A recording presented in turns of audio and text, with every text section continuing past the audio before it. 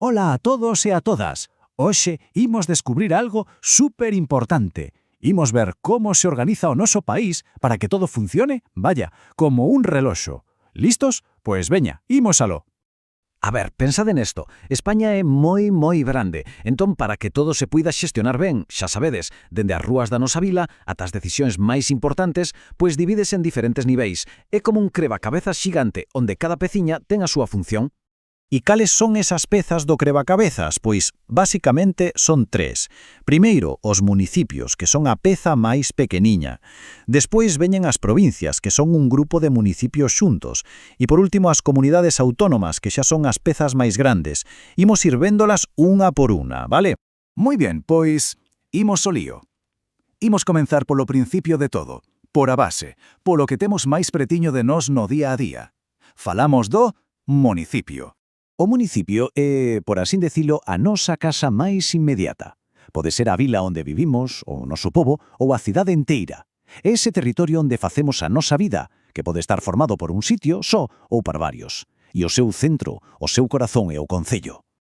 Entón, para que quede claro, un municipio non é só un lugar no mapa, é un territorio con xente que comparte unha administración para todos, que é precisamente o seu concello. E que fai o concello? Preguntaredes dos. Pois, encárgase de cousas que usamos todos os días.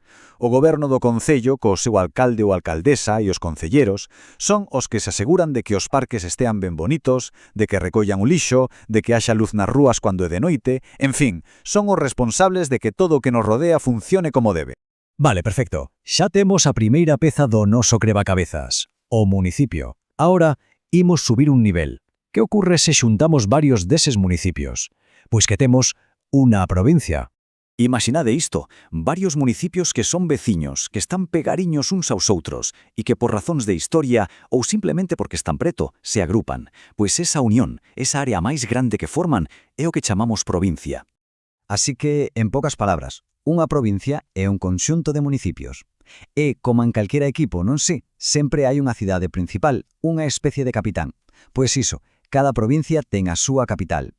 E quen goberna a provincia? Pois o seu goberno chamase Deputación Provincial e a súa misión basicamente é botar unha man e coordinar a todos os concellos que a forman, sobre todo aos máis pequenos, para que tamén poidan ofrecer bons servizos a toda a xente. Moi ben, xa temos os municipios e xa temos as provincias. Imos agora coa peza máis grande de todas, a peza final do noso crebacabezas, a comunidade autónoma. Pois ben, en toda España, as provincias xúntanse para formar, atención, 17 comunidades autónomas. Sí, 17. Ah, e ollo, que hai algo máis.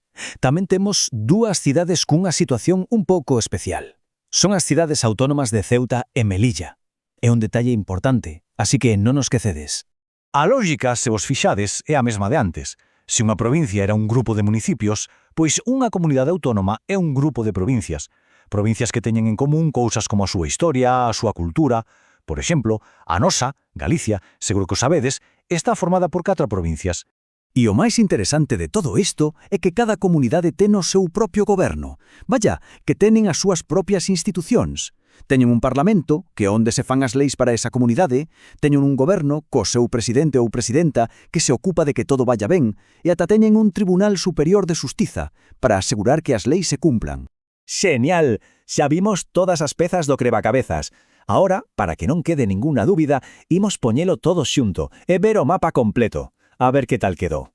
Entón, en resumo, a organización de España é como unha pirámide. Abaixo de todo, na base, temos os municipios. Se xuntamos uns cantos, subimos un chanzo e temos a provincia. E se unimos varias provincias, chegamos ao cumio, coa comunidade autónoma. Védelo, todo encaixa perfectamente para que o país funcione dende o máis pequeno ata o máis grande.